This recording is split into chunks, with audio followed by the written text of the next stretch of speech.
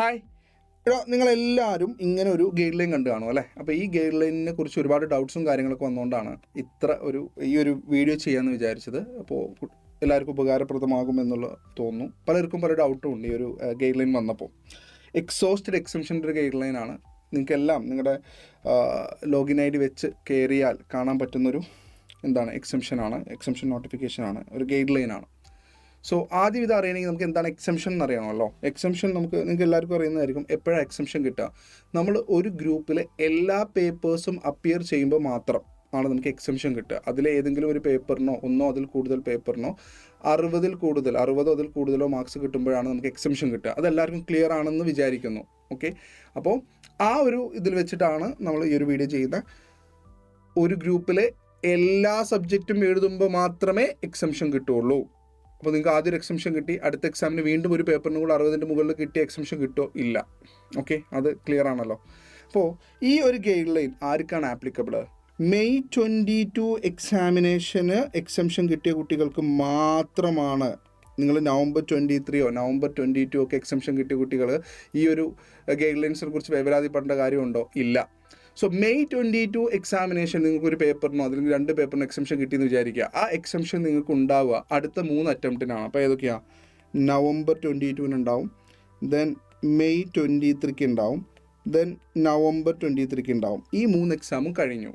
അപ്പോൾ ഇതോടെ നിങ്ങളുടെ May 22 കിട്ടിയ എക്സംഷൻ തീരുവാണല്ലോ അല്ലേ. May 22 കിട്ടിയ എക്സംഷൻ ഇതോടെ തീരുവാണ്. ഈ തീർന്നു. അപ്പോൾ ഇനി എക്സംഷൻ ഇല്ല. ഇനി നമുക്ക് വരുന്ന എക്സാം എന്ന് പറഞ്ഞാൽ ഏതാണ്? May 24. May 24 ശരിക്കും നിങ്ങൾക്ക് എക്സംഷൻ കിട്ടുമോ? ഇല്ല. പക്ഷേ ഇൻസ്റ്റിറ്റ്യൂട്ട് വേറെ ഓപ്ഷൻ ഇപ്പോൾ കൊണ്ടുവന്നിരിക്കുകയാണ്. നിങ്ങൾക്ക് May 22 എക്സംഷൻ പെർമനൻ്റ് ആക്കാം. അതായത് May 24 നിങ്ങൾക്ക് ആ എക്സംഷൻ എടുക്കാം. അതിന് ചില കണ്ടീഷൻസ് ഉണ്ട്. അതാണ് ശരിക്കും ഇതിൽ പറയുന്നത്. സോ November 23 അല്ലെങ്കിൽ November 22 കിട്ടിയ കുട്ടികൾ ഇതിനെക്കുറിച്ച് വേവലാതിപ്പെടേണ്ട. കാരണം അവർക്ക് ഇനിയും November 22 ആണെങ്കിൽ നിങ്ങൾക്ക് 1 more അറ്റംപ്റ്റ് ഉണ്ട്, നിങ്ങളുടെ എക്സംഷൻ പോവില്ല. November 23 ആണെങ്കിൽ നിങ്ങൾക്ക് 2 more അറ്റംപ്റ്റ് ഉണ്ട്, നിങ്ങളുടെ എക്സംഷൻ പോവില്ല. അപ്പോൾ ഈ ഒരു കാര്യം ക്ലിയർ ആണെന്ന് വിചാരിക്കുകയാണ്. ഇനി ഞാൻ ഇതിൽ ഏറ്റവും ഇമ്പോർട്ടൻറ്റ് പോയിന്റ്, ഞാൻ ഈ ഒരു ഡോക്യുമെൻറ്റ് നമ്മുടെ കമൻറ്റ് ബോക്സിൽ ഇടുന്നതായിരിക്കും, പിൻ ചെയ്ത് വെക്കുന്നതായിരിക്കും, നിങ്ങൾക്ക് ഇതിലൂടെ പോകാം. അപ്പോൾ ഇതിലെ ഇമ്പോർട്ടൻറ്റ് പോയിൻറ്റ്സ് മാത്രം ഞാനൊന്ന് ഡിസ്കസ് ചെയ്യുകയാണ്.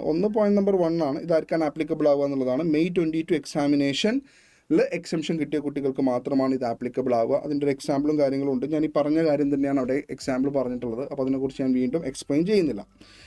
രണ്ടാമത്തതും മൂന്നാമത്തെ പോയിൻ്റൊക്കെ ഇത് തന്നെയാണ്. പിന്നെ എനിക്ക് തോന്നിയ ഏറ്റവും ഇമ്പോർട്ടൻറ്റ് പോയിന്റ് എന്ന് പറഞ്ഞാൽ 5th പോയിൻ്റാണ്. നിങ്ങൾ മൊത്തം ഒന്ന് വായിച്ച് നോക്കണത്. 5th പോയിന്റ് നോക്കും. നിങ്ങൾക്ക് May 22 ഒന്നിൽ കൂടുതൽ പേപ്പറിന് എക്സംഷൻ കിട്ടിയിട്ടുണ്ടെങ്കിൽ, അതായത് നിങ്ങളപ്പോൾ ആ ഗ്രൂപ്പ് മൊത്തം എഴുതി 2 പേപ്പർ, ഫോർ എക്സാമ്പിൾ 2 പേപ്പറിന് എക്സംഷൻ കിട്ടി. ഇപ്പോൾ അക്കൗണ്ട്സിനും ലോക്കും കിട്ടിയിട്ടുണ്ടെന്ന് വിചാരിക്കുക. പിന്നെ നിങ്ങൾക്കുള്ള പേപ്പർ ഏതാ? ടാക്സ് ആണ് ഇനി പുതിയ സിലബസിൽ. അങ്ങനെയാണെങ്കിൽ നിങ്ങൾക്ക് ഒറ്റ ഓപ്ഷനേ ഉള്ളൂ. ഒന്നില്ലെങ്കിൽ ഈ 2നും എക്സംഷൻ പെർമനൻ്റ് ആക്കുക, 2ൻ്റെയും എക്സംഷൻ എന്താക്കുക? പെർമനൻ്റ് ആക്കുക. അല്ലെങ്കിൽ ഓപ്ഷൻ എടുക്കാതിരിക്കുക. ഒന്ന് മാത്രം എടുക്കാൻ പറ്റില്ല, ഒരു പേപ്പറിന് മാത്രം എക്സംഷൻ എടുക്കാൻ പറ്റില്ല, 2നും കൂടെ എടുക്കണം. എന്താ സാറേ 2ഉം കൂടെ എടുത്താൽ പോരെ? പ്രശ്നം എന്താ? അടുത്ത പേപ്പറിന് നിങ്ങൾക്ക് 50. അതാണ് 6th പോയിന്റ് പറയുന്നത്. അപ്പോൾ 5th പോയിന്റ് എന്തേ പറയുന്നുള്ളൂ? ഒന്നില്ലെങ്കിൽ 2ഉം പെർമനൻ്റ് ആക്കുക എക്സംഷൻ, അല്ലെങ്കിൽ എക്സംഷൻ പെർമനൻ്റ് ആക്കാതിരിക്കുക, 2ഉം വീണ്ടും എഴുതുക എന്നുള്ളതാണ്. അല്ലാതെ അതിൽ ഒന്ന് മാത്രം എന്ത് ചെയ്യാൻ പറ്റില്ല?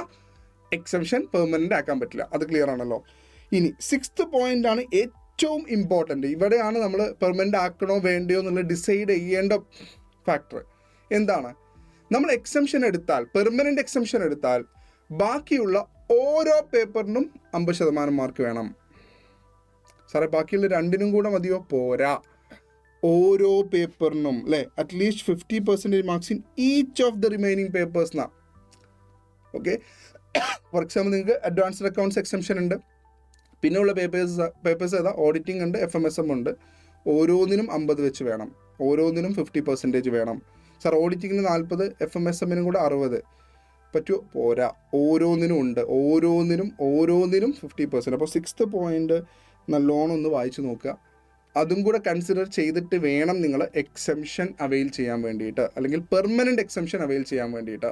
പിന്നെ ശ്രദ്ധിക്കുക, May 22 കഴിഞ്ഞിട്ട് എക്സാം എഴുതിയ ആളുകൾക്ക് ആ എക്സാമിൽ എക്സംഷൻ കിട്ടിയിട്ടുണ്ടെങ്കിൽ അവർ ഇപ്പോൾ ഇതിനെക്കുറിച്ച് ചിന്തിക്കേണ്ട. അവർക്ക് ഇപ്പോഴും അവരുടെ 3 year അല്ലെങ്കിൽ 3 attempt എന്നുള്ള എക്സംഷൻ അവിടെ വാലിഡ് ആണ്.